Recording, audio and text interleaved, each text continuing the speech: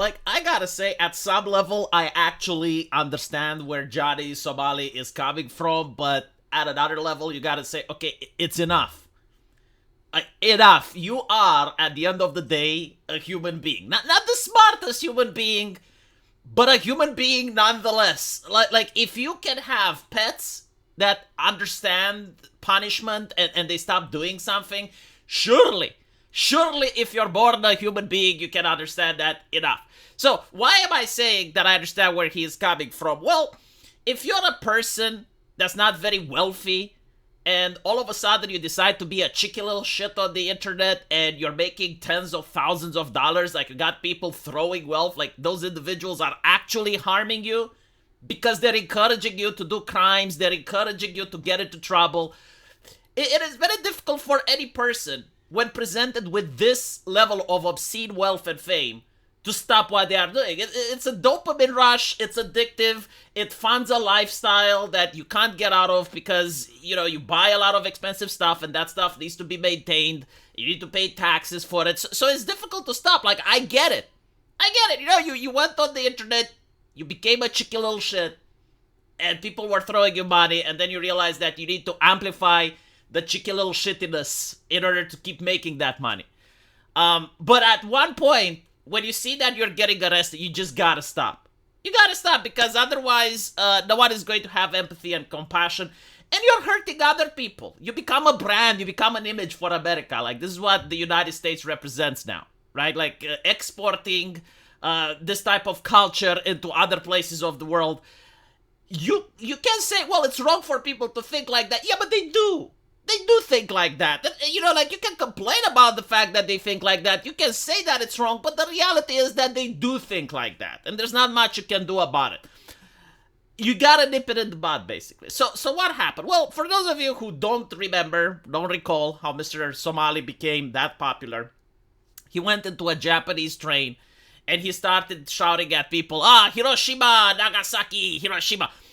This is incredibly inappropriate in Japan. It's like going in the United States and shouting 9/11 N-words and being anti-Semitic.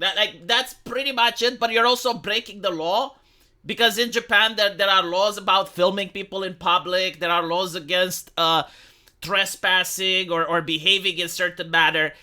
So it's even worse than in America, right? And it's also like the cultural thing as well because a lot of people appreciate Japanese culture, and I'm not talking about anime here. It's the idea that when you live in a society, you gotta you gotta invest all your effort into making sure you're not bothering other people. This is what Japan is built around. So, like, when you're in public, even when you're in a private train, you're supposed to keep quiet. You're supposed to constantly be mindful of other people, and because other people are also mindful of you, it creates harmony. It creates a type of society that doesn't exist in America or in other places of the world. And a lot of people appreciate that. And on top of that, Japanese people are not confrontational. Not because they can't be.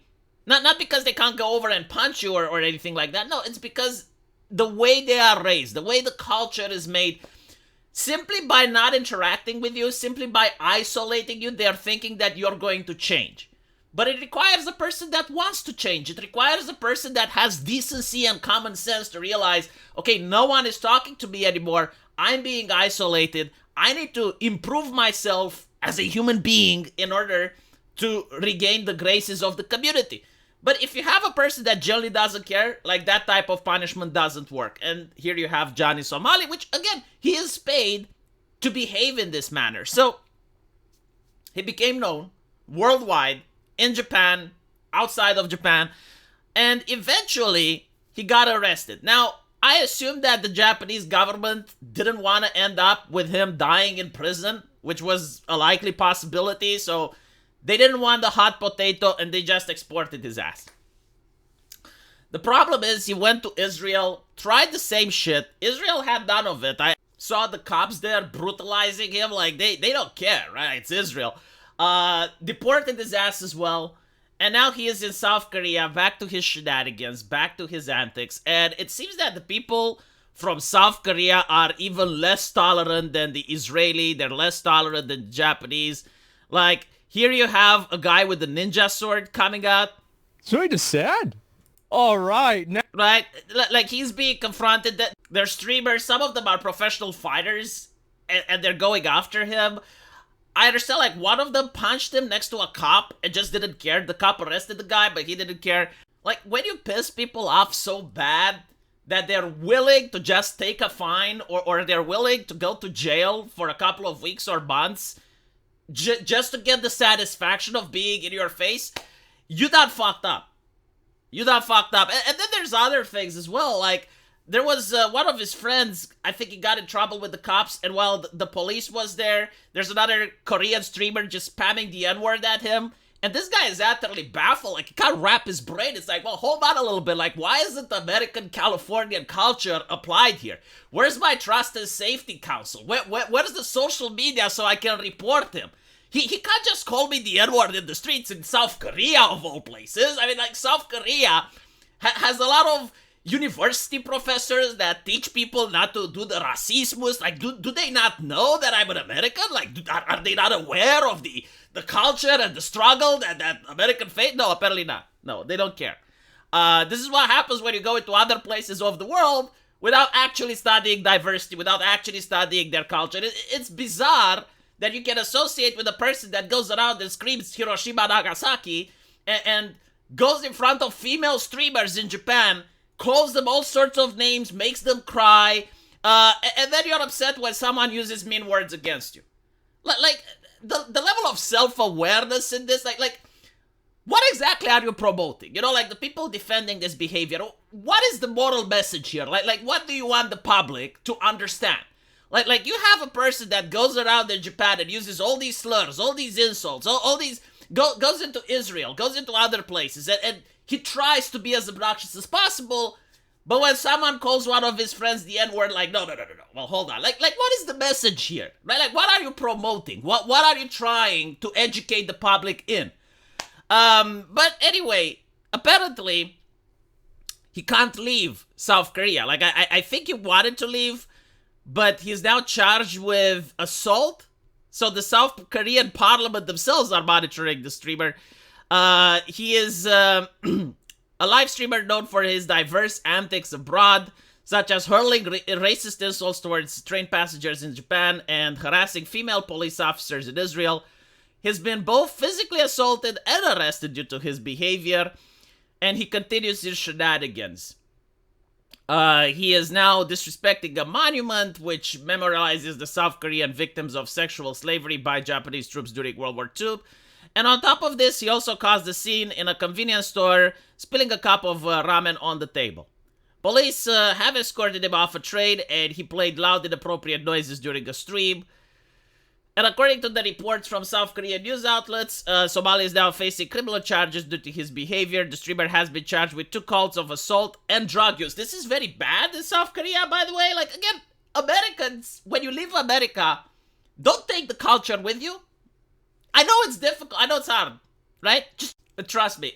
Don't. Like, you think the war on drugs in America was bad?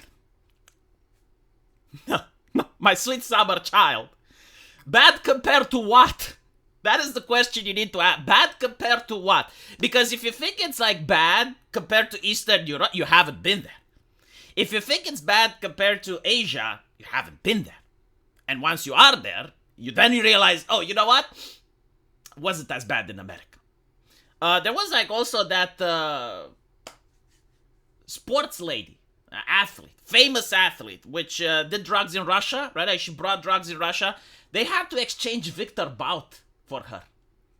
This is how serious, like, Eastern Europe deals with that. Now, of course, there are drugs in Eastern Europe, but I don't know how the fuck the people manage to smuggle them. But if you're caught, it's really bad, right? So, again, I don't know what this person is thinking. Like, okay, you're being a cheeky little shit on camera, but hopefully you weren't doing drugs in South Korea, because you're going to eventually end up with a government that's not going to deport your ass and actually keep you in their prison. And being a person that speaks English, and especially when you're renowned for why you're in prison, not going to be good. We plan to investigate the complaints. So apparently, the South Korean parliament, a member brought up the incident with Johni Somali and the Statue of Peace and asked for legal consequences to be taken against his antics. He acknowledged the charges against him. Catch me if you can, Korean neets. I think they did catch him, and they also turned off the stream after they did, which probably not a good look for him. I hope you know that Koreans are planning to attack me. I will legally prosecute you, and I will legally sue you. Yeah, again, like, it seems it's not that they don't care. It seems like they're willing to take the punishment from what I've seen from some viral clips. But, you know, I understand why he's doing it. He's a cheeky little shit, and he gets paid for it. Honestly, the people giving him money are the actual problem, because he probably wouldn't do it if he didn't get financially incentivized in order to do so. But it is what it is. I don't think he's going to get deported.